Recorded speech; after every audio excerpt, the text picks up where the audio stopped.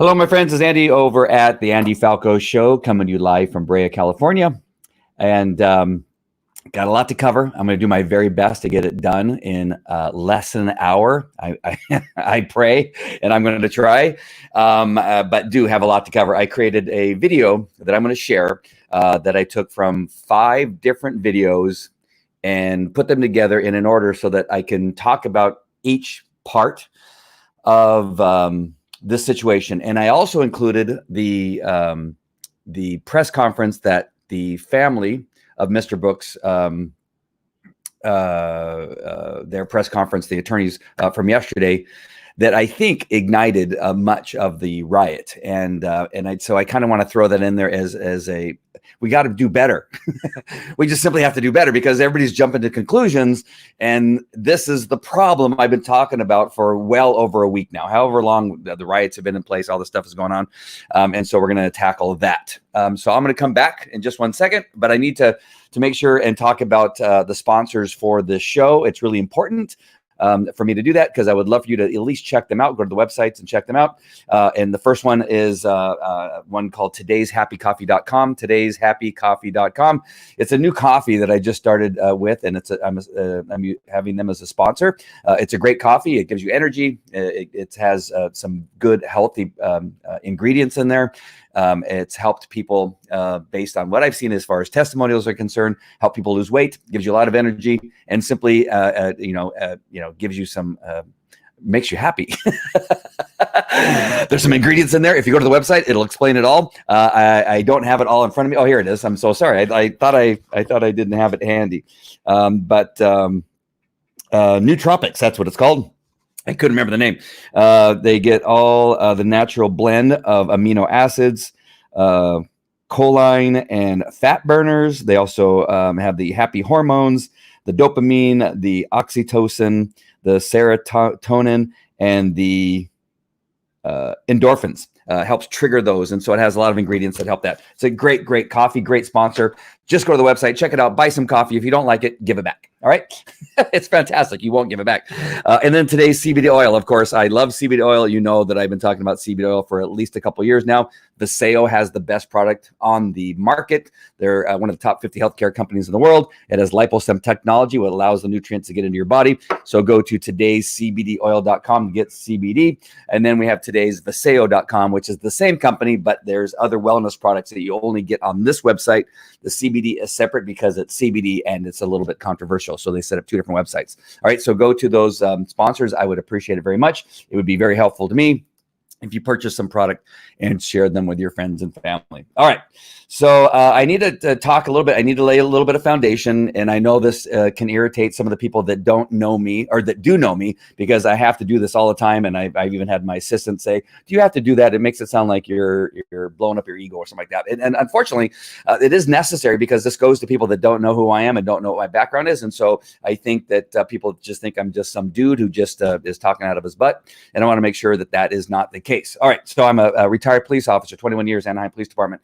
I was in the K9 unit for many, many years. I was in SWAT. I also was an observer from time to time in the helicopter. I was a detective in family crimes and then a detective in sex crimes.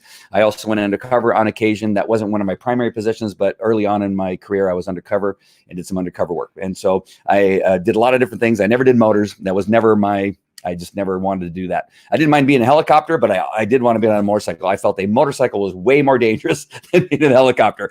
So I did not want to do that. As a police officer, I drove around a motorcycle, but I never wanted to be in motors. So that's my history, 21 years with Anaheim Police Department. I started a company called Falco Canine Academy where I've trained police dogs all over the world. Of course, police dogs in relationship to biting is a use of force scenario where either you're protecting yourself because you're being punched and hit by somebody, you've been attacked by a suspect, you call your dog out by pushing a button on your belt, which causes the door to open, dog comes out and rescues you, or you send the dog to go search for a bad guy hiding in a residential area inside of a building, what have you, and the dog will, if the person's in a place where he could be bit, the dog often bites him. Therefore, there's force being used and injury to suspects.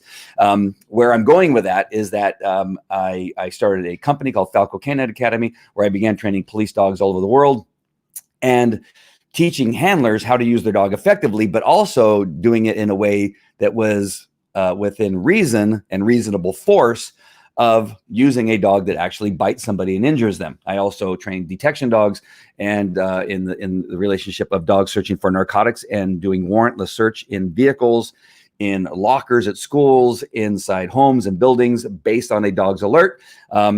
And then the last thing I want to make sure you know is, for the last 20 years, I've been an expert witness in criminal courts in both state and federal court cases, both in the United States and in Canada, and I get tons of cases. In over the last 20 years, I've probably received well over 200 or 300 cases, maybe up to 400 cases. I have not taken them all, because some of them officers do fantastic, and there's no reason for me to continue forward after I read the reports, look at the videos, everything that I get sent. Many times, most often, officers do fantastic, especially in California. We're very fortunate here. We got great training. We have great hiring procedures, and but across the United States and Canada, on occasion, we have some of those cases where officers do not do the right thing, and I'm very active in that. I am not liked by law enforcement, because I do take on those cases and call out officers when they are wrong, and have done it for many, many years and have no problem doing it. A lot of officers, again, have problems with me doing it, but I don't have any problem doing it. Why? Because I love law enforcement. I want law enforcement officers to be safe. I also want them to do the right thing. And I have, again, I'm going to say it just one more time. I have no problem saying that an officer did something wrong. I will tell you, an officer did something wrong. An officer in Minneapolis, Minnesota did something wrong, right? He kneeled on Mr. Floyd's neck for who God knows why. The guy was handcuffed and then was on there so long that he killed him. That there's no angle that I've seen right now that can justify any reason why that should have happened. And there's nothing that happened before that, as far as I've seen, as far as video is concerned, witness statements, the things that I've been able to see. I don't work for Minneapolis, and I don't work for the DA's office nor the DOJ, so that I have maybe additional information that you don't have. Based on what I've seen, he's guilty of second-degree murder. But he's still got to go through a trial. And so, anything can happen. Some other evidence can come out, but based on what I've seen, that's what we have. So I want to make sure that that's clear before we go to Atlanta. All right. So that's the foundation. So we're going to get to Atlanta now. So Atlanta is a different thing, a whole different thing. And what I want to do first, and I hope it's okay, and this is the way I set it up. I took I can't remember now. I think it's 5 different videos. I watched them all in their entirety. I took portions of them. The reason I took portions is because we could be on this for almost 3 hours based on the amount of video I have. Nobody has that kind of time, but I did do some editing and cuts, not to make it look like it goes towards one way or the other. I just wanted to make a point. I'll gladly share the entire videos with anybody so you can see the entire thing. I'm not hiding anything. I didn't splice it so it looks a certain way or sounds a certain way. I made sure and just simply got the points that were important.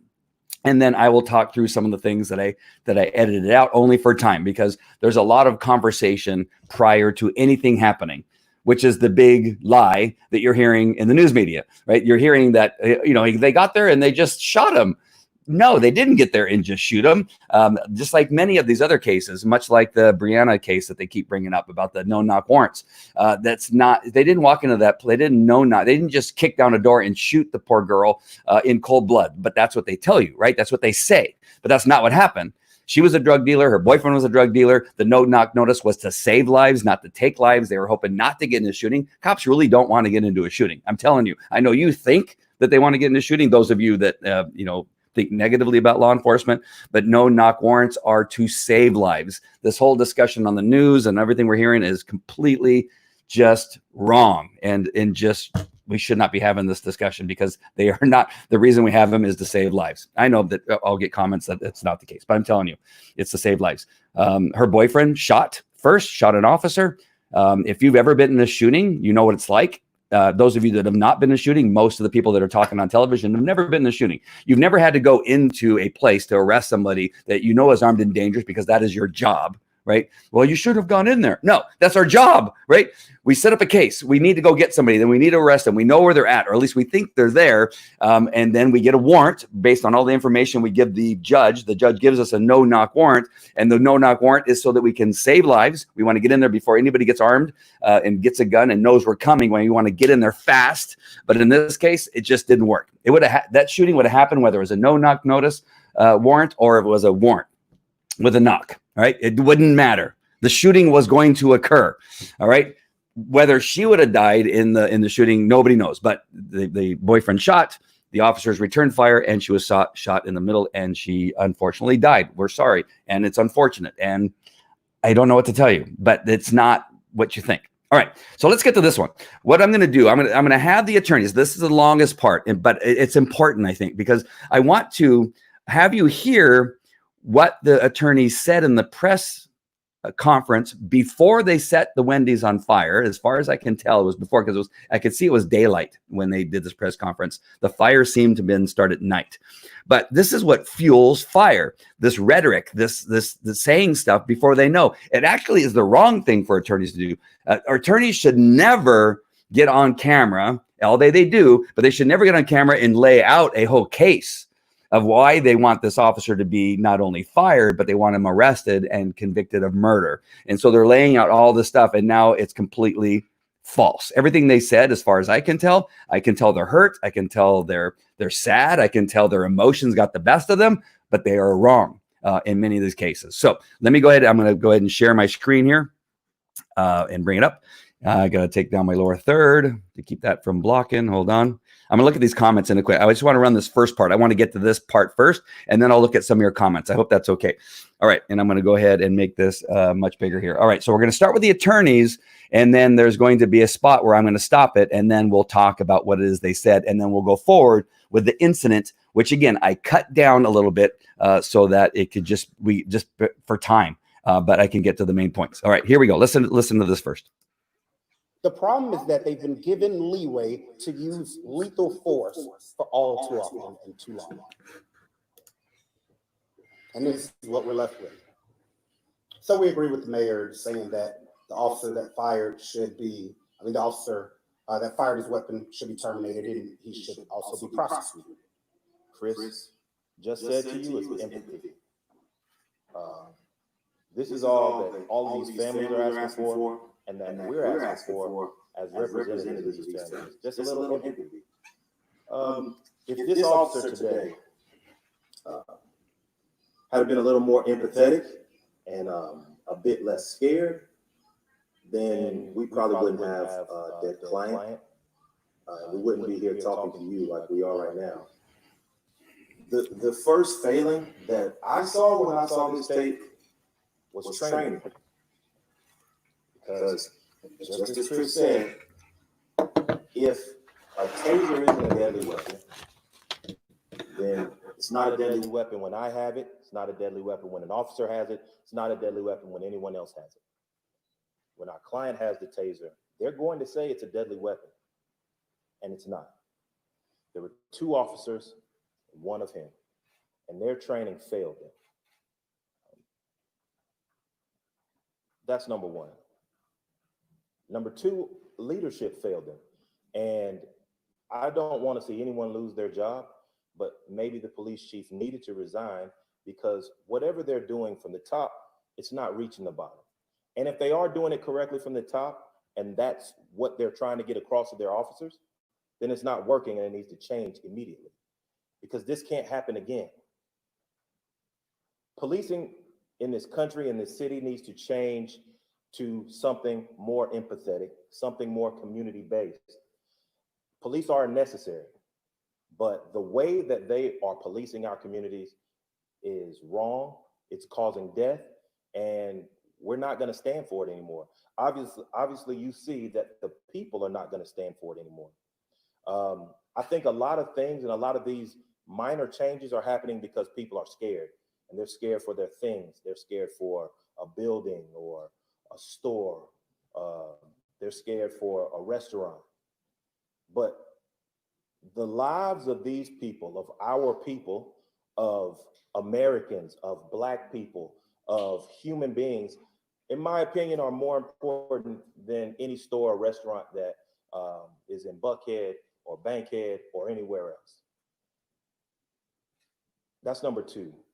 And then the third thing I would say is fear.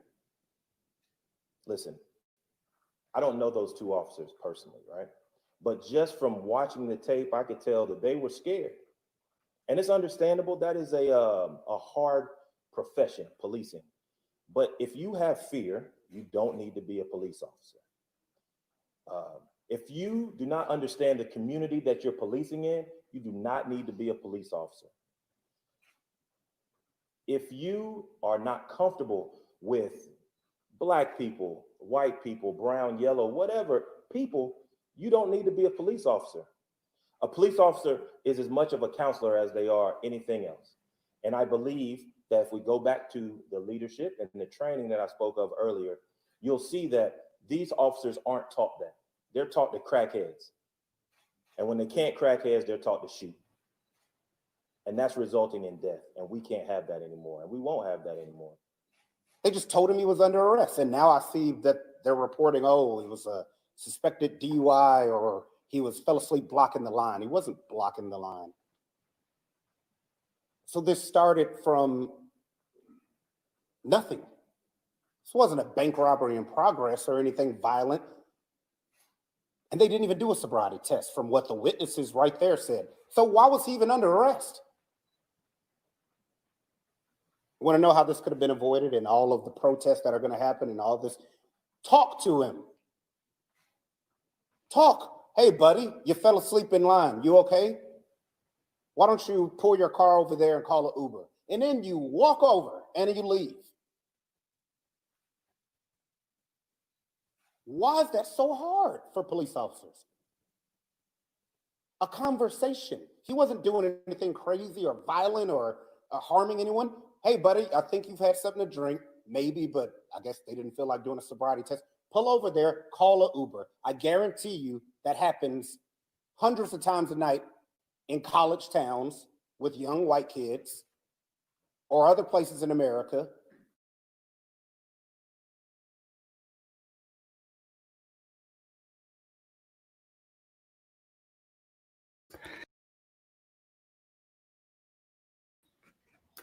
All right. So got a lot to get there. Sorry, I was busy writing stuff down.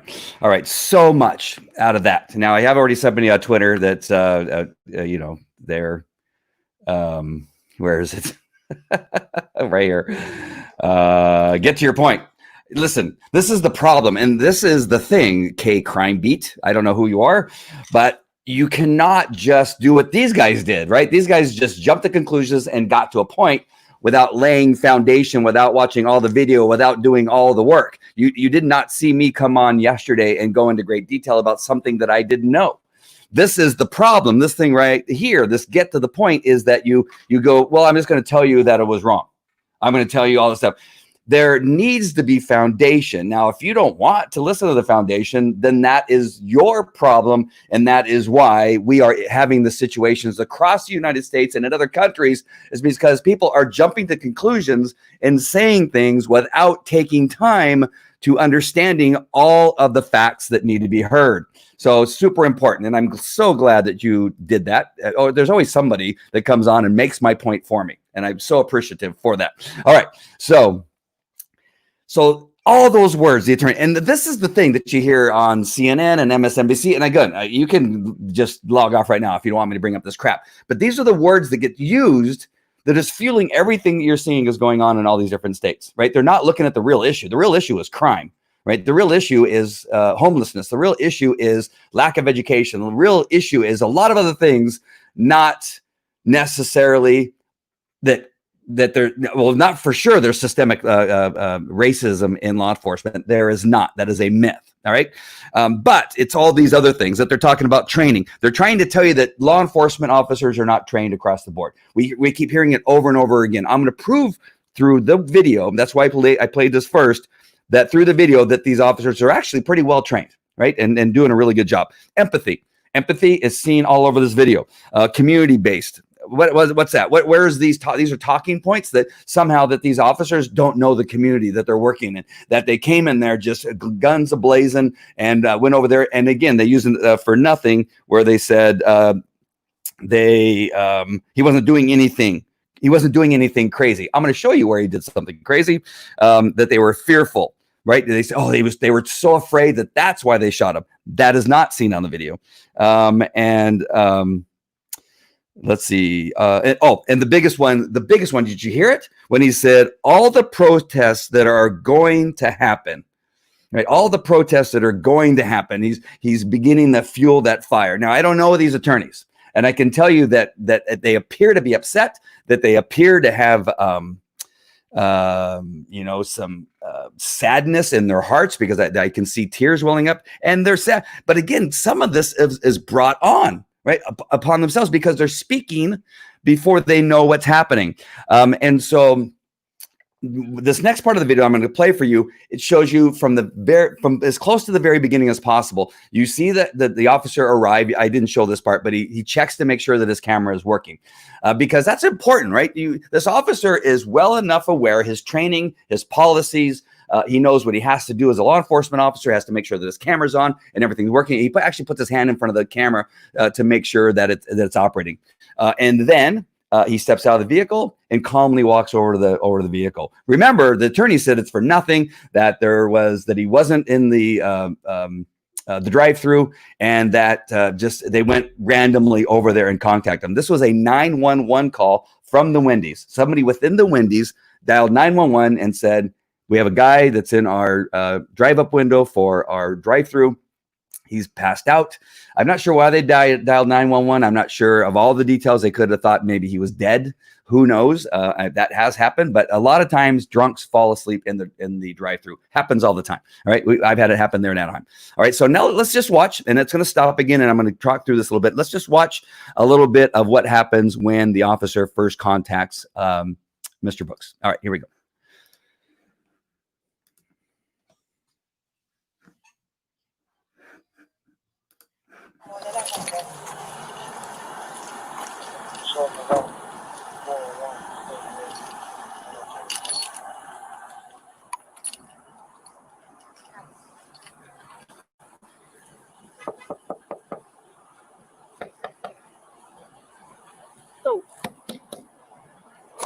Yo, what's up, my man?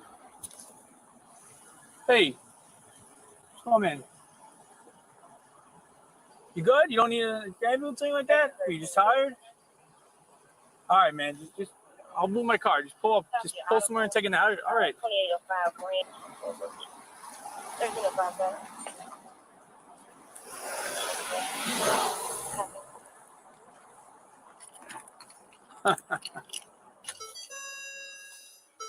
want to deal with this dude right now.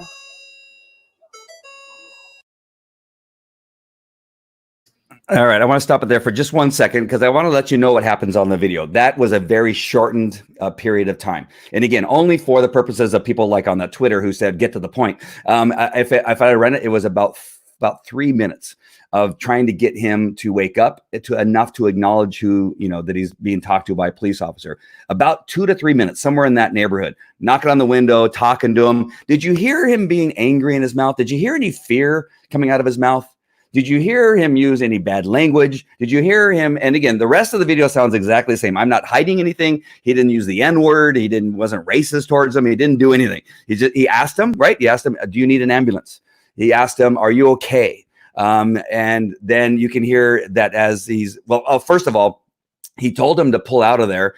And then that cop actually walks away. The secondary officer, the first officer you see is the secondary officer. I'll explain that in a second. So the officer actually tells him to move and then goes to his car and gets in his car, but he sees the car's not moving. So he actually gets out of his car again and goes back to the vehicle and tells him, hey, dude, I thought you were going to pull your vehicle up to the parking stall. And the guy and the suspect again looks at him almost like he's seen him for the first time. This goes on for a while. I just wanted you to tell you that this isn't just knock on the door and he moves based on what you saw in the video. Again, only for the purposes of time. He went there twice because he fell asleep a second time, and then he had to tell him to move. All right. So I just want to make sure that was clear. All right, here we go. How much did you drink tonight? Not much? How much is not much? About drink about 12 today. All right. Hey, you have your license on you real quick? Yep. All right. Just relax the car. What are you you here for a visit or what's I'm visiting. Where are you visiting? My mother's grave site. Oh, I'm sorry to hear that. Yeah. How long has she passed for? It's been probably about a year and a half now, but Okay, I'm sorry to hear my that. birthday's just passed, and My girlfriend's birthday just passed, but I went to visit her and All right. we decided to eat Burger King tonight, and hey, this happened. Right, I hear you. I say, babe, what's going on? Right. So here's what we're gonna do. We're gonna talk to this officer here for a minute, and then we'll be good to go. Okay. Oh no problem. All right. Thank you, sir.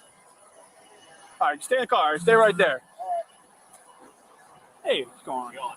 So, found him passed out in the parking lot. He's sitting here. So he was in the drive-thru. Yeah, he's on. Car's on. Took me like a few minutes to wake him up. Kept knocking. Opened the door. Like, shook him. Woke up super groggy. Got pretty good smell of alcoholic beverage coming out of the car. Eyes are watery, glassy. Slurred his words. Wasn't sure where he was. And he's telling me he had one drink. He said earlier.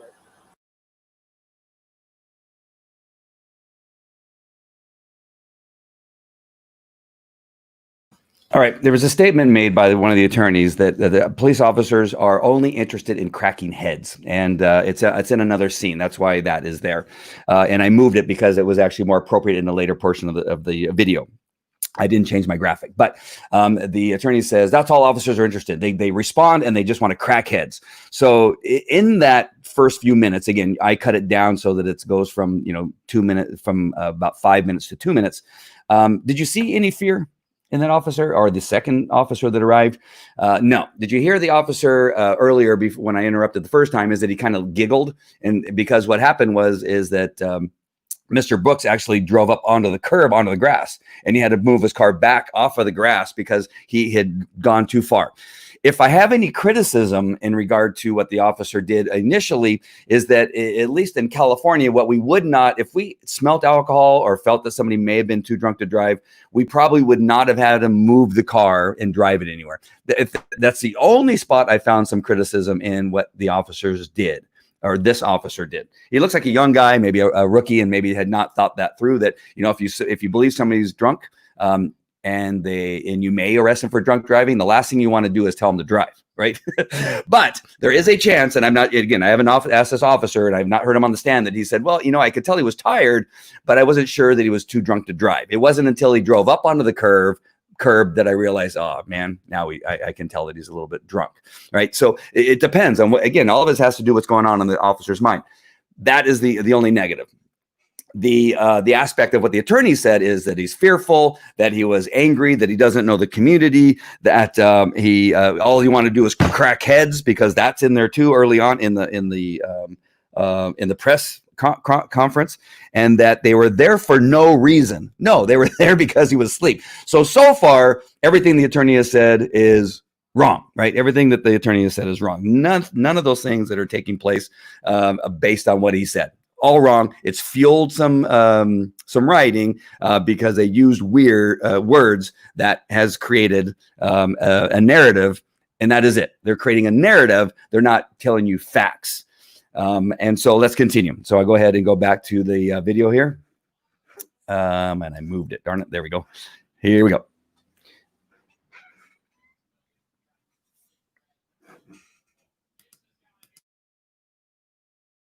The reason why we're here is because somebody called 911 because you were asleep behind the wheel while you're in the drive-thru, right? You recall that? I don't. You don't recall that? You don't recall just minutes ago where you were passed out behind the wheel in the drive-thru? You don't recall that at all? Absolutely. Complete blur. I wasn't driving. Like I said, I just joined my girlfriend. She probably was sleeping, but like I said, babe, I want French fries. So far as I'm aware, you're the only person that's been seen in this vehicle, right? Yeah, one person. Okay. So how did your car get from here to the drive-thru line? I never moved. So how did it get there? It never did get there. I told you I was in her car. Well, we've got a 911 call of people reporting a guy passed out behind the wheel in the line. This officer gets here and sees you. Everything's on camera. Sees you. In the line. Here in the line. I wasn't in the line. Did I pull you over in the line? I walked up. You had to wake up, man. You didn't pull him right over. Here? No, it was here. I had to wake you up. Well, look. Then you went back to sleep, and I had to wake you up again. Like I said, I'm sorry if I just got something to eat. I went to visit my mother's gravesite. I'm not causing any problems. Well, we got to make sure that you're safe to operate a vehicle. Now, do you know where you are? Yeah, absolutely. Where I'm are in you? Forest Park, Old Dixie Highway. I'm cool. Like I said, I could. So you think that you're in Forest Park right now? I'm on Old Dixie Highway, Clayton County. Right. No, you're not. Well, Forest Park, Georgia. No. Jonesboro, Georgia. No. And try again. I have to. I mean, like I said, I'm on Old Dixie Highway. Nope. I'm not on Old Dixie Highway. Nope. Quite a ways away from it. Huh? This is a bridge is here. Nope. No bridge. No, I'm saying Old Dixie Highway. You're not near Old Dixie Highway. I'm not. You're not even in Clayton County. Where am I? You're in Atlanta. Yes. Old Dixie Highway. Old Dixie Highway is not in Atlanta. It's Forest Park, Georgia, right? Right. This isn't Forest Park. This is Atlanta.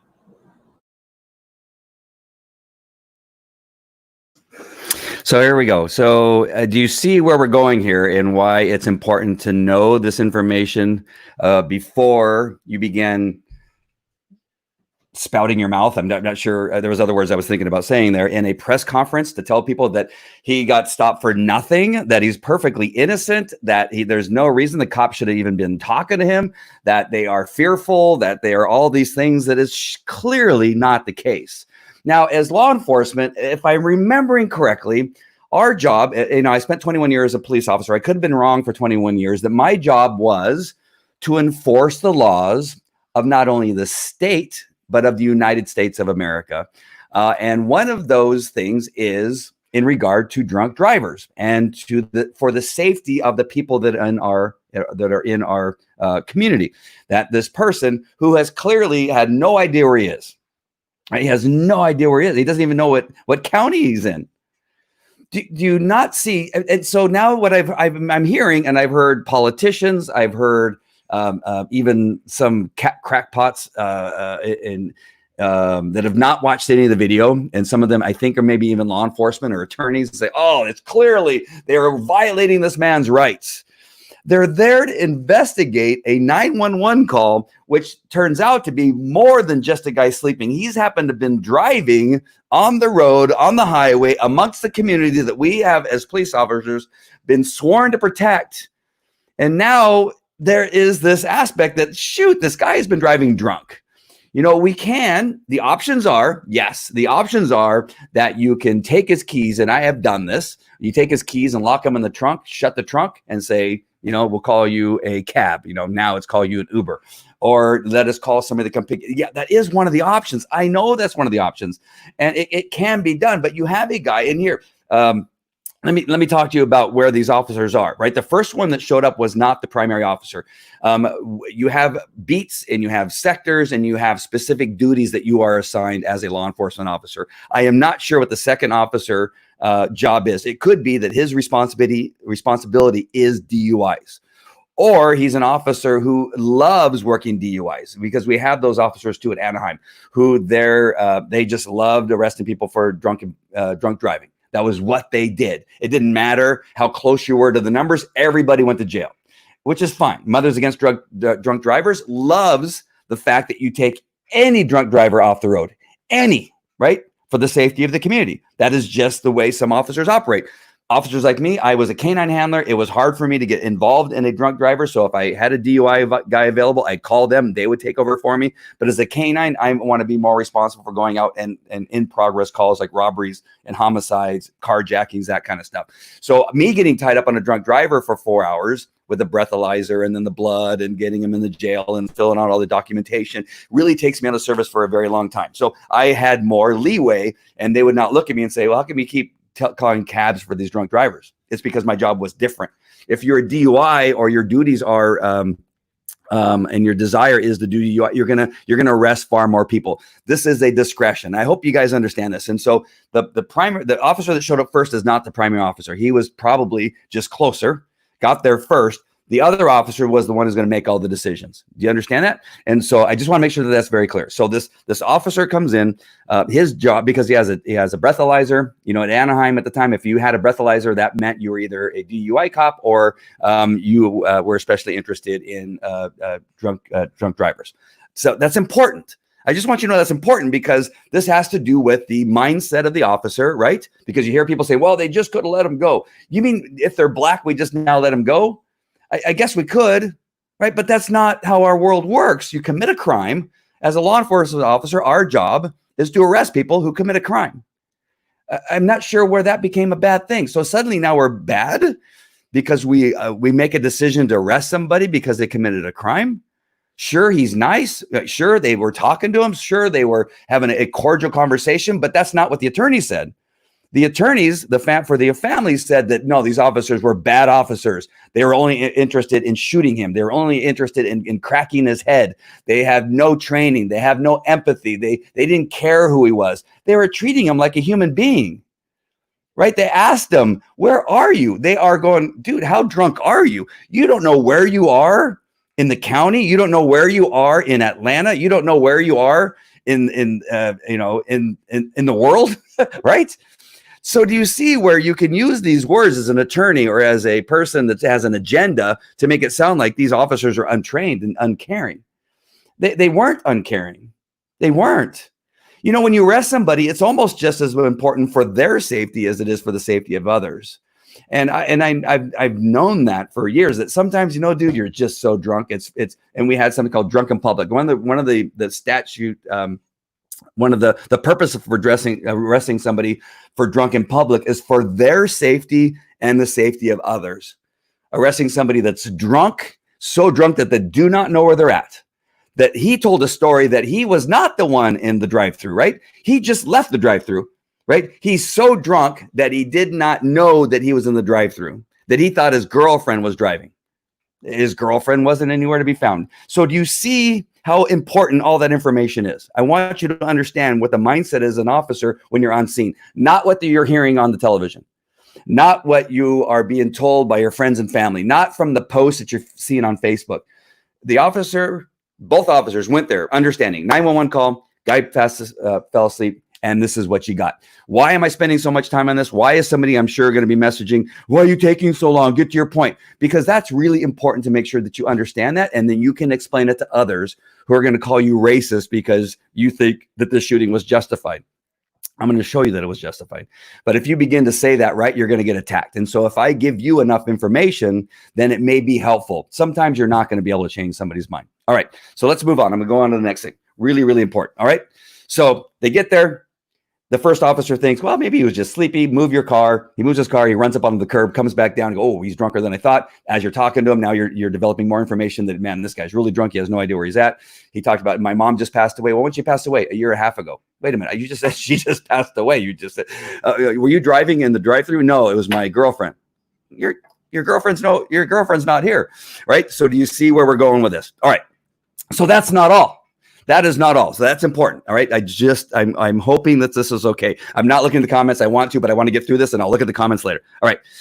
And so these transitions are a little long because I wanted to have enough break to make sure that I didn't get walked on. So I know that sometimes it seems like I didn't push the button, but I did. So here we go.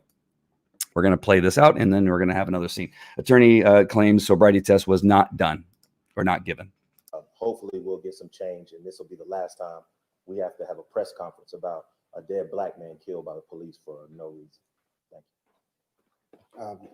Another thing, you know, that some of the witnesses said is they didn't do a sobriety test. There was no count to 100 or whatever it is and walk this line. They said that they were just talking. And it seemed to be a decent conversation. And then all of a sudden, one of the officers grabbed him and told him he's under arrest.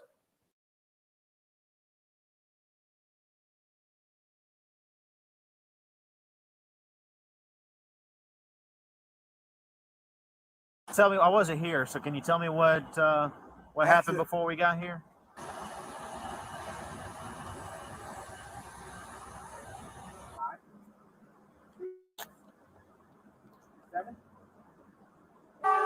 I can just go home. I have my daughters there right now. My daughter's birthday was yesterday. All right. Hold on, Miss Brooks.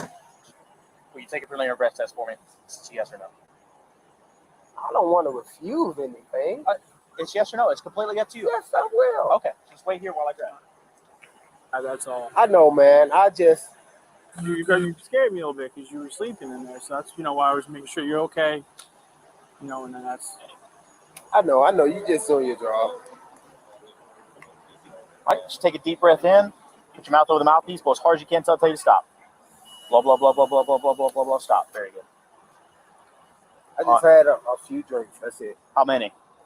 1.5. Like I said, I was into the second cup. I wasn't even. I told her, babe, let's go because I'm hungry. What kind of drinks did you have?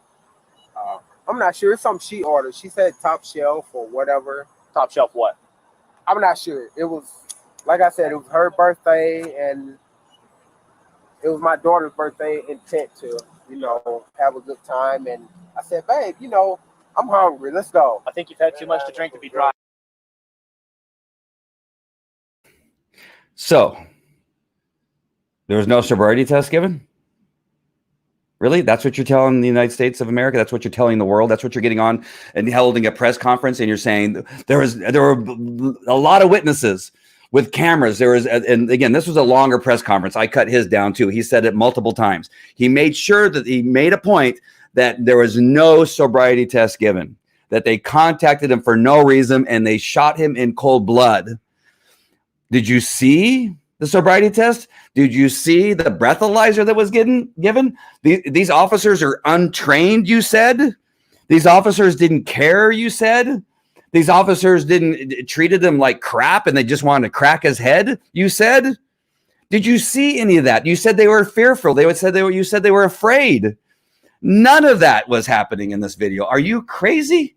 I mean, you get on there and you get on a press conference and you demonize these police officers, these young kids who are out there protecting the citizens of Atlanta. The chief quits, right? And they fire them and they hang them out to dry. And they want you to prosecute these guys for homicide, for murder. And you say your basis is because they were afraid, because they wanted to crack heads, that they're untrained and they didn't give a sobriety test. In fact, they did. Right. In fact, they did. I have 5 different videos from body cams. I have the entire body cam from that primary officer, the entire hour and whatever it is. It's a long one. I have the entire thing. There is nothing in that body cam that supports anything that you, Mr. Attorney, and I don't even know his name. I should have said at the beginning, whatever his name is true. None of it is true. None of it of what you said. And it's so important that I make that point. It's so important that I show you how, as passionate as you are about your community and your feelings, I acknowledge there's bad cops. I acknowledge that George Floyd was shot or was killed. So sorry, was murdered. I cannot tell you how sad I am. I'm not that officer did that. That he had 18 previous violations of abuse under color of authority. But that's not this guy. See, this is the problem, is that you begin to demonize all law enforcement, that you have officers retiring and quitting daily. 9 more officers left Minneapolis, Minnesota. I don't blame them. I've told you before. I just want to tell Heather Heavens that I did send you a link if you want to join. They are behind yours. Oh, wow. Okay. Well, I want to I just saw your comment. I want to stick to this case and not go into George Floyd. If you have any information about this, I would love to have you on, Heather. But I just want to make sure we stick to one thing. All right. So do you see where we're at now? So now we're going to lead up. Now I got to tell you, this next video, set of videos, I have one, I play it twice. And so you're going to see this gentleman get shot and killed. All right. So I want you to know that it's graphic. If you haven't seen it yet, or you have not taken the time to see it, I just want you to know. I see people putting up laughing, like they're laughing. I'm not sure they're laughing at the absurdity of the attorneys or laughing in an odd way. Hopefully it's just, you can laugh at the absurdity sometimes, but it makes me angry. And so I'm not sure why I see, okay. I see who did them. Who knows who that person is? But this isn't a laughing matter for anybody. It's not a laughing matter for the daughter who lost a dad because he became violent when he didn't have to. Right? It's not funny for her. It's not funny for the family. It's not funny for the guy who got shot. Who knows why he's going to do what we're about ready to see? All right. So this is the basis. This is where now as a police officer, and I want to lay out that foundation.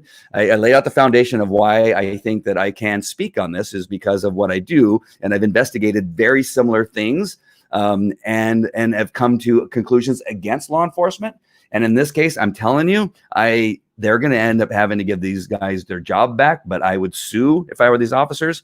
And a whole bunch of other stuff. This is wrong. What has happened? Because they had a basis for being there. 911 call. They had a basis for contacting them. They weren't fearful. They weren't angry. They didn't treat him like crap. They didn't want to crack his head. They were actually being very polite and very nice and asking him questions and really trying to help both him and the citizens of the community at the same time. Regardless of what you think, I really don't care because I'm telling you that I know for a fact that up to this point, for sure, they've done everything in their power to be good law enforcement officers. They're well-trained, well thought out, and did a beautiful job, masterful job at handling this case so far. All right. Like I said, there's one little thing where I may not have had him driven to the parking spot. That's the only thing that I would maybe have changed. All right. I'm just being honest with you.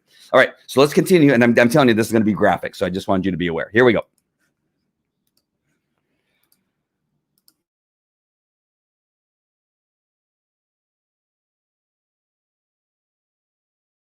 Put your hands behind your back for me.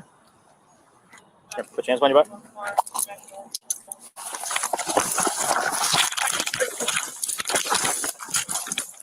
Hey, stop fighting. Stop fighting. Stop fighting. Stop fighting. You're going to get tased. You're going to get tased. Stop. Mr. Wrong. Stop. Come on, man. Stop. You're going to get tased. Mr. Wrong. Hands off the taser. Hands off the taser. Stop fighting. Hands off the taser.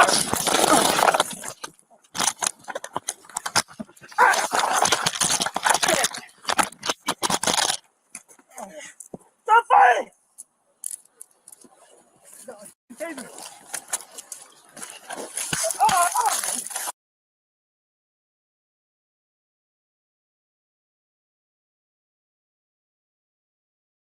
I jumped ahead just there a little bit. The shooting, I actually forgot that I edited a little bit because I wanted to stop here and I wanted to tell you why I split the screen like that. I wanted you to see what it was like from the officer's perspective with the camera on his body and then the view from the dash cam from the patrol car.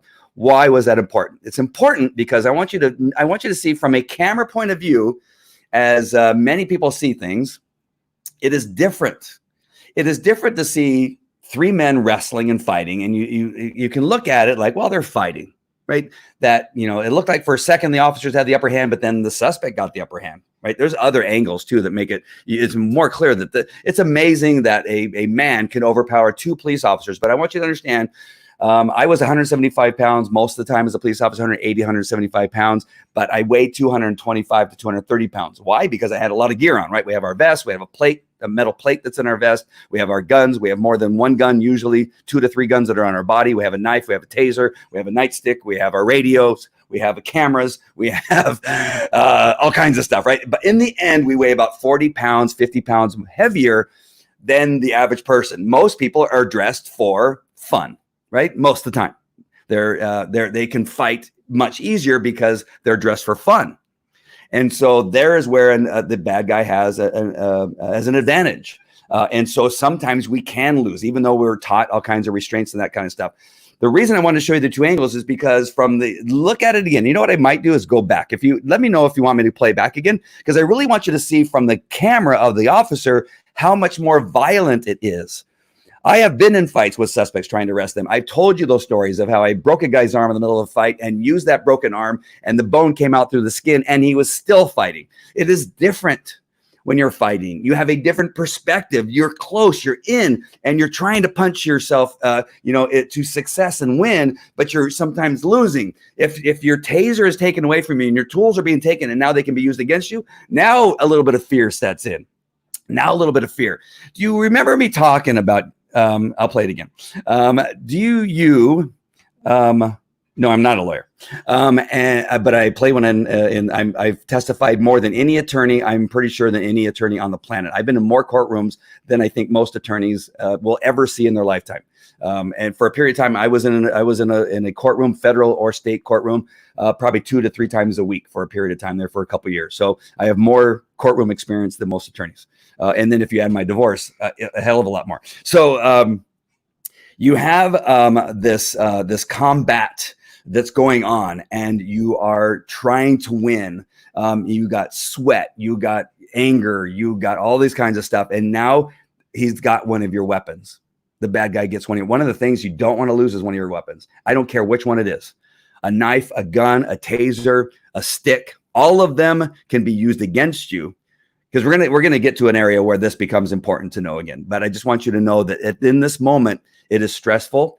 A little bit of fear. You want to stay alive, but adrenaline kicks in, and you also get what's called tunnel vision, right? You heard all about it, where you become focused, solely focused. The surroundings become kind of blurred, and you're focused on just like, what the hell is going on right now? We were just going to arrest this guy for drunk driving, right?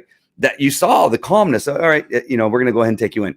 All right. The second part of this is that when a suspect fights that hard, what else is going on, right? Why is he so intent on not going to jail? Why is he now committing a felony, assault and battery on a police officer, taking a weapon and then using it against him? That is a felony. I don't care, again, what the people tell you on TV, right? All they're telling you is a misdemeanor. This is just a misdemeanor. They just said to let him stay there. They should have just let him go to sleep. I don't know what they were thinking. This became a felony the moment he fought with the officers and stole their weapon. A felony. And now we're supposed to go, okay, forget it. Take our taser. We'll come visit you at home a little bit later on. No, why? We still don't know. Why was he fighting so hard not to go to jail? You're going to hear people say, well, he was afraid because he was afraid what happened to George Floyd. No. That was not what was going on here. He never said anything like that. There was no conversation. The officers were calm. The officers said, okay, listen, we're going to take you into custody for being under the influence. And they got into position to arrest him. And he fought like his life depended on it. And there's other things that are going on. I'm not sure what it is, but there's something else going on. The reason he did not want to go to jail. I'm just not sure what that is. I got a request to go back and play that back just a little bit. And I'll be more than happy to do that. Let me just take it back to where it split screens right here. All right, so let me play that again. I want you to see the difference, right? When we're looking at a camera from a dash cam or from a pole, from from the security camera for the company that owns the property, it looks different than what the officer's perspective is. So look at this time. I'm going to play it one more time.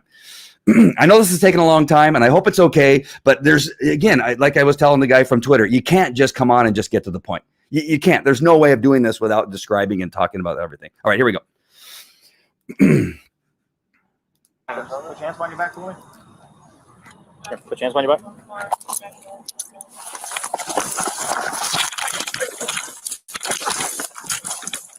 Hey, stop fighting. Stop fighting. Stop fighting. Stop fighting. You're going to get tased. You're going to get tased. Stop. Mr. Wrong. Stop. Come on, man. Stop. You're going to get tased. Mr. Wrong. Hands off the taser. Hands off the taser. Stop fighting. Hands off the taser.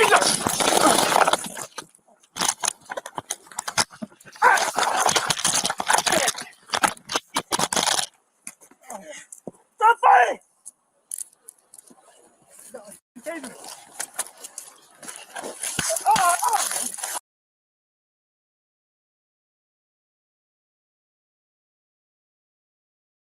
Yep, there we go. Sorry about that. Clicked on the wrong button. All right, so here we come. We're going to come to this thing. I already see somebody saying that deadly force was not necessary. Okay, I disagree, and we're going to talk about why. All right, so here we go. We have a perfectly calm scenario. 911. Man sleeping. As you question him, it becomes more clear that he's terribly drunk. You can make a decision. You could. To let him go, but is he so intoxicated that he's a danger to himself and danger to others? That's what drunk in public is. We use it all the time. It is a misdemeanor offense, but we use it all the time. We would take drunks out of bars all the time for being too drunk. In other words, what do you do when you leave somebody on their own? That's that drunk. When you leave them on their own, what could happen? All kinds of stuff could happen, right? Because people kind of get unruly when they're drunk. People make bad decisions. Hence the fight when the one handcuff was getting ready to go on, right? We saw that. That is the point of having a drunk in public and a DUI crime, right? It's because people make bad decisions and do bad things. Just make sure my mic wasn't right. It's one of those things that you need to understand. And I know that this gets lost in all the BS that's going on in the media, that this is what happened, right? Why was he fighting so strongly? I believe that there's something else that we're going to find out later of why. And it's not because of what happened to George Floyd. It is not. I'm going to tell you that is, and I can feel pretty strongly about it. I just want you to let you know. All right. So here we go. Yeah. So we have another one. So yeah. So this is, I understand.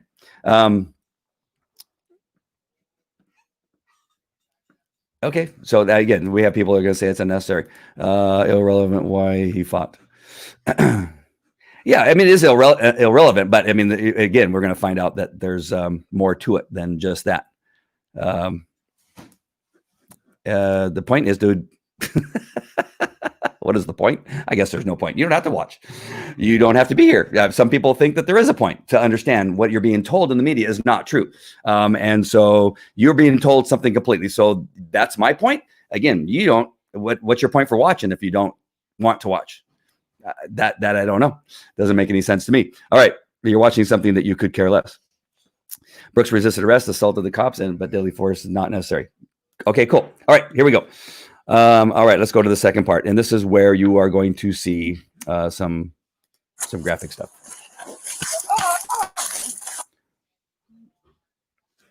All right.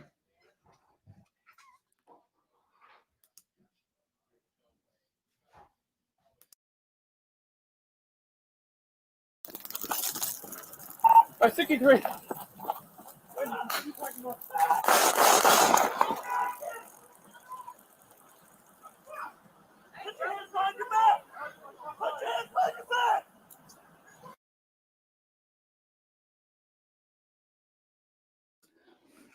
All right. So there you go. You have all the things I set up for the first part. You have this fight, this guy who fought so hard that he was able to overcome the two officers, take their weapon, and run away. As he's running away, the officer's giving chase. The officer's only about 10 feet behind him. I'm not sure where these people are getting 30 feet or whatever it is. He's only about 10 feet behind. You can tell because when they get to the car, you can tell by the distance measured by the back of the patrol car or the parked car that is in the parking lot. I want to also, and so it's really important to get back to that fight. Did you see the violence of the fight? Again, that's why I did the split screen, because only those people that have been in a violent fight where you did not want to die and you wanted to go home to your children and you're a police officer working and say, listen, I just came to handle this call and was going to take this guy to jail. Now suddenly two cops are fighting for their lives against somebody who takes one of the weapons and now they're in pursuit. Again, the discussion that I hear on the news, well, they should have just let him go at that point. No, we are law enforcement police officers. This guy who's proven to be more than just drunk. He's been proven to be violent, right? A violent drunk. What person fights with cops armed with weapons? Who says that that person's not a danger? Who has that? Who has that concept? When did this become a thing that somebody who suddenly fights with cops over something that would just be simply a misdemeanor, right? Does that not, what happened? Now we're supposed to let people go because they fight with the cops? Anytime somebody fights with a cop, now we let them go. Is that what you're saying? Because it's not violent to fight with a cop. What you're saying is what everybody's trying to tell you is that it's okay to disrespect law enforcement. It's okay to shoot at law enforcement. It's okay to disrespect them in the sense that you don't go along with their commands, that you spit on them, that you defy the command to put your hands behind your back, that no longer is acceptable and that we cannot do that. That is why that you're having so many people say that it's okay that he fought with the cops and that any force after that was unnecessary. I'm here to tell you that it is necessary to take him into custody because he's proven to be violent. And you have now, he has a weapon. A taser on its own is not deadly. All right. I hear people saying that. I agree. A taser on its own is not deadly. But what is a taser used for? What is the taser used for? It is used to disable somebody so you can take them. It is used to disable somebody so you can take them. Earlier in this broadcast, how many weapons did I tell you that a police officer carries on them? Most police officers, not all, but most police officers, probably about 4. All right. You usually have 2 guns, a knife, and some type of striking object of some sort, some type of retractable baton of some sort. They may not. One of those they may not have, but I'm telling you. And then they also have some other tools quite often. All right. When you disable a police officer, those weapons become available as deadly weapons. We've been well trained in the academy that you never want to go down. If you go down, your weapons will be used against you. The most important thing when you go down is to guard your weapons, hold on to your weapons, and do not allow the suspect to get a hold of any of them, because you are carrying the tool chest of weapons, right? Anybody could use that gun. There's no secret code you have to put in to get that weapon to operate. There's no secret code to get the knife to open up so it can be used against you and get stabbed in the neck and the chest. There's nothing that's going to stop a suspect once they disable you to get those weapons and use them against you. What is it that people are missing? We know this. We've been taught this we are well trained to know you do not allow somebody to have a weapon, a disabling weapon like a taser, because once you're disabled, they can take the weapons from you. But he was running away. Nobody turned, right? He turned to shoot the officer with the taser. The taser already got used. No, that taser didn't get used. The taser that the other officer had was used. That taser actually hit the officer. It hit him in the side on on his leg. He couldn't remember if it was on his arm or his leg. Because why? Because adrenaline's flowing. Because he was focused on the suspect, and when he got hit with the dart from the taser, he wasn't aware of where it happened. I'm going to show you one other additional thing. As law enforcement officers, we get trained to respond to things that we see. And sometimes we see flash, right? We see a flash. We see somebody turn with what looks like a gun, which is a taser shaped like a gun, and you see a flash, right? And when you see that flash, your brain tells you you are under attack. You are under attack. I don't care. You could call it a taser all day long. What the officer's perception in his brain when he sees the muzzle flash of the taser is that he's under attack. When you're under attack as law enforcement, it's not our duty to lay down and say, "Oh, I give, come and take me," and just turn into mush. No, that is not our job to give up. And those of you saying, "Well, it was unnecessary," I don't know what to tell you. You should not be a police officer, because you will die. You will die. You won't last a couple days, maybe a couple weeks as a law enforcement officer, because your perspective of the world is completely different. You will not protect yourself. You will not protect children. You will not protect the weak and the people that are in harm's way, because you're going to get yourself killed, because you don't make a decision when you are under attack. He was under attack. He just fought them. He took one of their weapons. He fled, and then he turned to use one of those weapons against them. That's what he did. The suspect chose that, not the officers. The officers did not shoot until he showed that he was a threat with that weapon that he stole. They did not shoot first. The suspect shoot first. I'm going to show you another video that is going to just freeze frame what the officer saw. Remember earlier, and again, this is important that I showed you this, the difference of what it's like from the officer's perspective when he's in a fight, right? Look completely different than what you saw from the dash cam, right? Completely different. Hectic chaos. You hear lots of noise. You're hearing gruffling and cement and asphalt as it's hitting your elbows, and your elbows are hitting the asphalt, and your head is, and the tools on your belt. A lot of noise, right? From the dash cam, it's like two guys just wrestling, right? And so you want to also now, if I could, and I didn't have the video for this particular part, but this muzzle flash that comes off of the taser at night, I just want you to think what that might look like to you. If you're giving chase to somebody that just fought you and your partner, took your weapon, and now is on the run. I want you to just think what that would look like. I froze it to show you what it looks like. Here we go. Oh, I'm out of breath. Okay, here we go.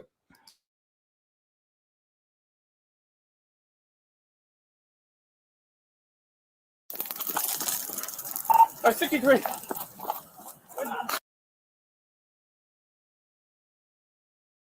To my mic. Do you see that? I just froze it. It may be hard to see. I'm not sure if you can see it. Oops. Hold on. What happened? Something happened. Hold on. Let me take that back. This is a step.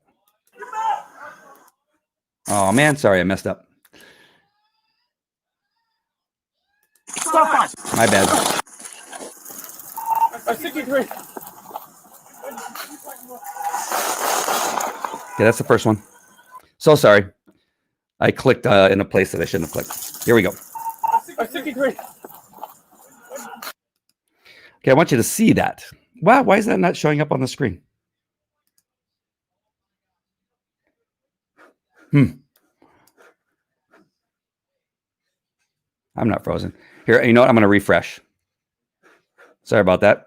It happens from time to time. Oh, I see what happened. The whole thing just crashed. I'm going to refresh. Give me 1 second. I'll recover. This is the most important part. All right, I'm going to bring it back up again. Oh, shoot. Hold on. I got to take it back down. My bad. I want to make sure that the audio is... Oops. Sorry about that. Technology happens once in a while. I'll find the spot.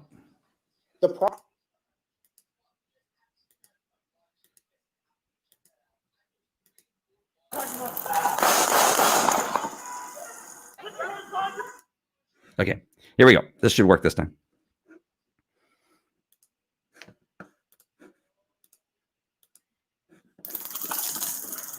I think you agree. There we go. What the heck? Why doesn't it want to show up there? That is so odd. All right, this is like the most important part of this video.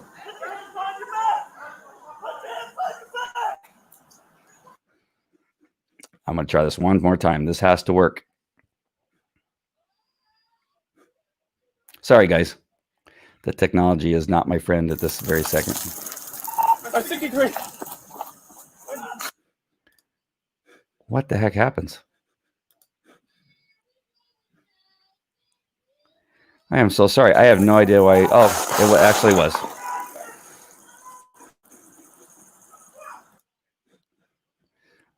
Yeah, maybe it's just not clear enough. There is a muzzle flash that is about 6 inches long that comes off of that taser.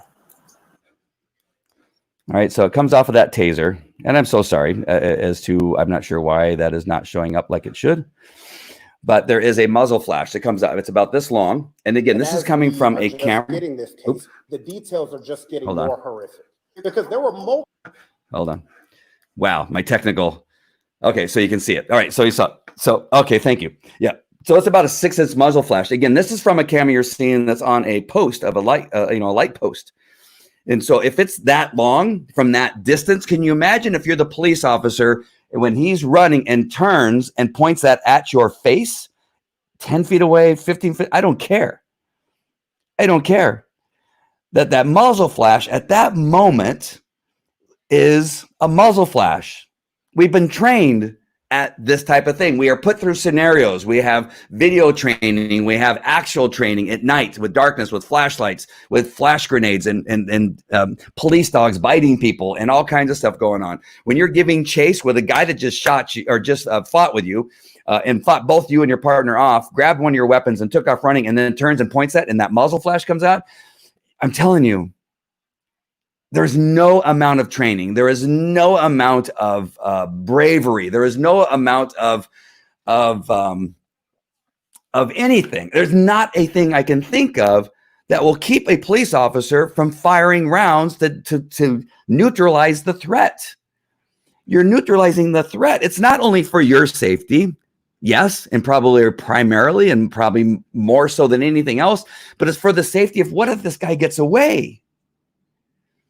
Again, if you're the community, you should be looking at this and say, God, thank God we have officers that are willing to put themselves. He was giving chase of a guy that just kicked his ass, that just took his weapon, and he wasn't giving up. He was going after him. And now that same guy is now using that weapon against him. Of course, that weapon itself is not lethal, but the next thing that would come after he took you out with that weapon would be lethal. And then what if he got away? The people are, all the people... You're just nuts and crazy. This is not why we have law enforcement, to let people like that go. I don't care what you say. I don't care who you are. I don't care what your experience is. I know that if you're saying that, you've never been in a life and death fight with somebody, and then you have a duty, a responsibility to continue that fight and not lose and take that guy into custody. All this other stuff you're hearing is BS. Everything. I don't know what to tell you. If I get called to look at this case, if I get called as an expert witness, which there could be a chance that I'd be called, that I'm going to say the same thing. And I can't imagine they're going to show me something that will say, well, you know, he was going to be an altar, or he was an altar boy. He was, you know, going to do all these other things. And, you know, he worked for the church. That doesn't change anything, right? It changes nothing. It was that it was a normal stop, a normal contact that they did perfectly well. They were gentlemen. They were nice. They said, listen, based on what you said, that you have no idea where you're at, based on that you're telling us that you think your girlfriend brought you here and dropped you off in the drive-thru and just left you in the drive-thru. But then again, you don't remember that. You think that you were here in the parking lot and you were never in the drive-thru. All that stuff doesn't matter to any of you. None of that matters to you. We should have just let that guy go.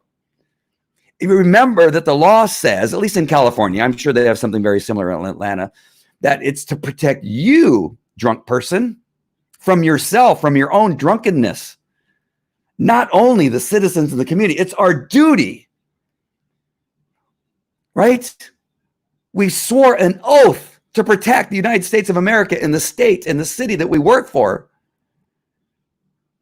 And you're telling us now that, no, forget all that. This guy on this night, because of some other crap that's happening in another state, and because of Chaz, and because of the President Trump, it's his fault, that you should have let this guy go. This one guy. Because what you're looking at is the end result, is what you're looking at. You're not looking at the facts of the case of what we see. And you're making up a bunch of crap that doesn't matter and is not true. All right, got more.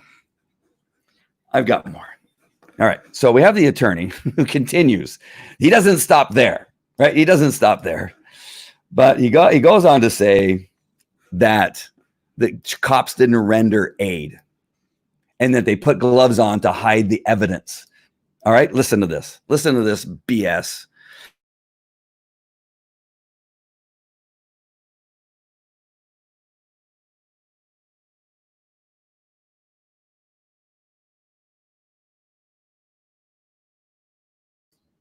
Hold on one sec. I'm lost my video again. Wow, what's happening with my tech? This is all my fault this time. I had too many windows open. All right, here we go.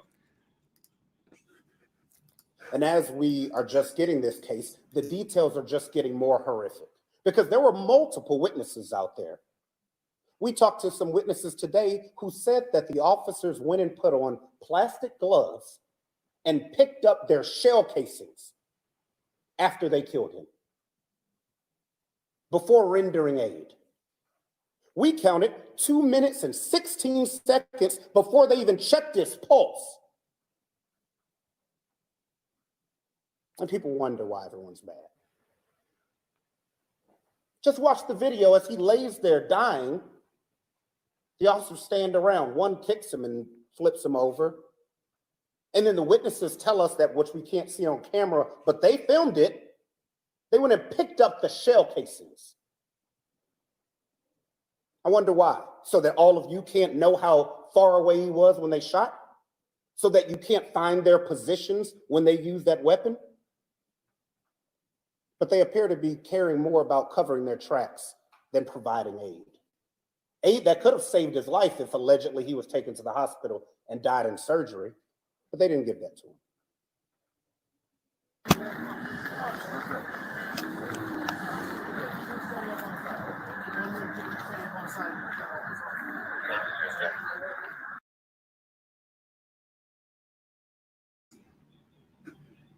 Do you see that red circle? Those are the gloves. Why does he have gloves? Because he's rendering aid. You see there's 3 officers giving him CPR. Mr. Brooks, keep breathing. Mr. Brooks, keep breathing. Mr. Brooks.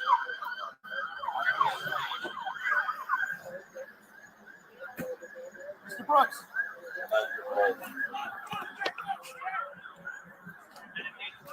Bros.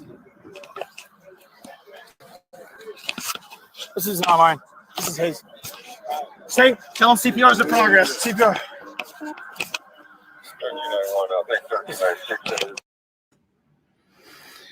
The officers are giving him CPR. They're trying to save his life. For his attorney to sit there and say that they were more concerned about covering up the crime than giving him first aid is, again, proven wrong by the video. I have somebody tell me that I'm an idiot. That's perfectly fine. And I love that comment, by the way. Those are my favorite. I rather have those sometimes and people agree that I'm part of the problem.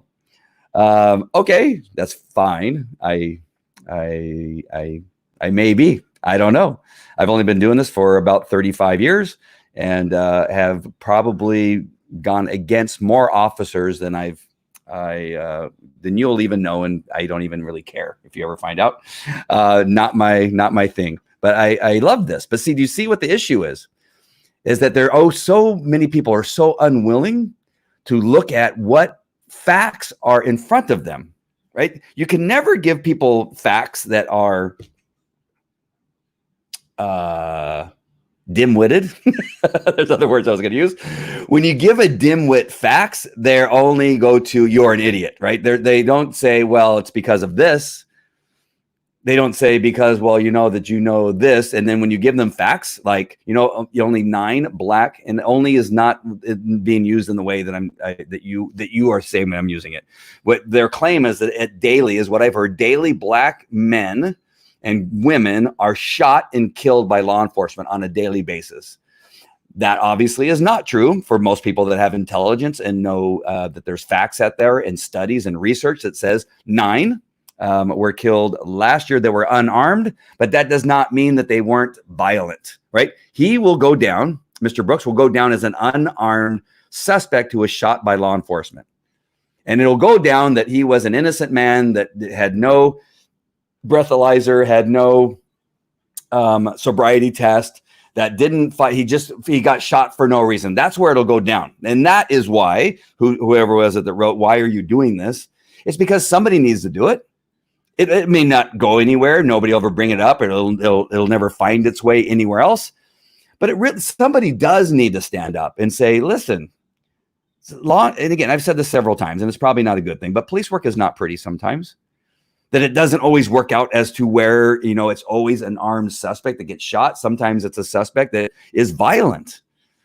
Right. And I talked about that earlier, or yesterday, as a matter of fact, that they said, well, they should have used a taser against a taser. Well, that's not how law enforcement works either. Whatever the weapon is, law enforcement goes up one notch, right? If somebody brings a rock to a gunfight, that is not my fault. If they're going to bring a rock to me, like a stone, and they're going to try to clock me over the head with it, I will shoot them. I won't go, wait, hold on, I got to find a rock. What size is your rock? It's a 5-pounder? Okay, I got to find a 5-pounder. And now we are equal. No, law enforcement always wins. Always wins. I know that sounds bad, and you could not like it if you want, but that's the way it's supposed to be. Law enforcement is always supposed to win when it's right, not in the case of George Floyd. When it is right. In this case, they were right. No matter, I don't care what it is you say. Bad things may happen to these officers, and I warned them, right? Did you not hear me warn them in the last couple lives that I did? I'm just keeping that up there because I enjoy it. That you're putting yourself in danger right now as a law enforcement officer, that you get into a tussle and you have to use force, you're probably going to get fired. and you're probably going to get arrested, and you're going to get charged doing your job, doing your duty.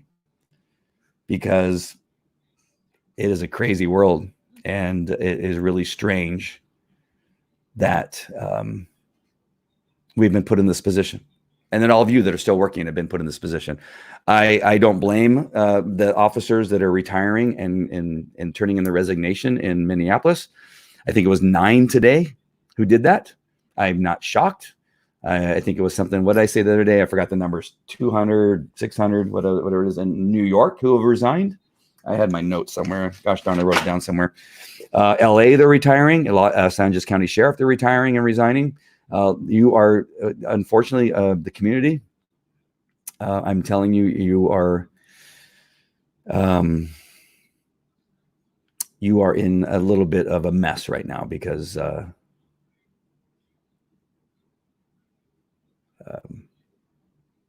we are going to be shorthanded, and nobody's going to be a police officer for a period of time. I'm not sure how they're going to work this all out, because what these officers did was not wrong. What these officers did was they handled a call, as far as I can tell, within policy, within city law and state law, in the laws of the United States of America. He became violent. They do not have a duty to let him go once he becomes violent. They have a duty to arrest him and to safeguard the community from somebody who's shown that not only is he drunk, but he is a danger to society.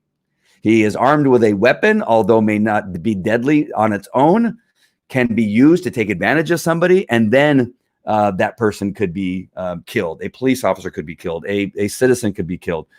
We don't know. He is so drunk that he didn't know where he was. He was so drunk that he thought his girlfriend was on there. He was so drunk that he did not know that he was in the drive-thru. At least that's what he claimed. That's all we have to go by.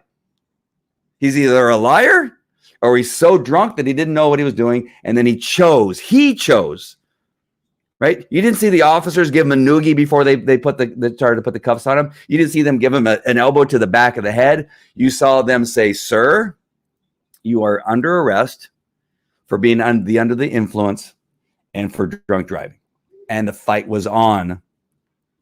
That is not how this was supposed to turn out. He should have he should have allowed the handcuffs to be put on, put in the car, and taken to jail. It was a misdemeanor. And now he's dead because of his choices, not because of the choices of law enforcement, because of his choices. Why is it necessary for me to do this? Because I don't know who else will. I don't know who else will. He was parked and sleeping. See, do you see people that ignore the facts, right? I just spent, how long is it? An hour and 22 minutes, really? I spent an hour and 22 minutes showing you that is not the case. And then you have a dumbass comment like that, but he was parked and sleeping. That is, again, you're listening to the attorneys. No matter how much facts I could put out there and tell you that is not the case. That is not what happened. That you have that. And that is why I do this, because there may be somebody that did not know that is not true. And it could have went so differently. It could have gone so differently. He made the choice, not the police officers. Fact is, he should still be alive. If you become a cop, you will be a murderer. Fact. Nice. I just saw that one. I almost missed that one. Yep, I've been called murderer. I called a Nazi. I've been called a baby killer. I've been called a whole lot of names. And so that's not that unusual. So we should just do without law enforcement. The training that we get is above and beyond any other job on the planet. I am telling you, it is constant training. It is hard to keep cops on the street because there's so much training going on. So many certifications. You got first aid. You got, I can name them all. There's so much training. Again, people have no idea what they're talking about. That if you become a cop, that you're a killer or a murderer. I'm sorry, to become a murderer is just, that's where we're at, right? That's where we're at. And that's why we're having the problems that we're having. It's never the criminal's fault, right? Right now, it's not the criminal's fault. It's not the Democrats' fault for creating a society within each one of the cities that they run, and their leadership have turned them into places of unemployment, of poor education, of murder after murder. What is it? Chicago. I've said this a few times. Baltimore, 348 murders in 2019. Chicago had 231 murders in 2019, 239 murders just in 2020. And it's we're only 6 months in. They're not worried about that. That is not the problem. The cops are the problem, not the welfare states that they've created. That is not the problem, right? Now, I'm the problem as a police officer, that I'm a murderer and that I'm an idiot. What else did I get claimed to be? And that I'm 100% wrong. But ignorance, yes, ignorance is bliss.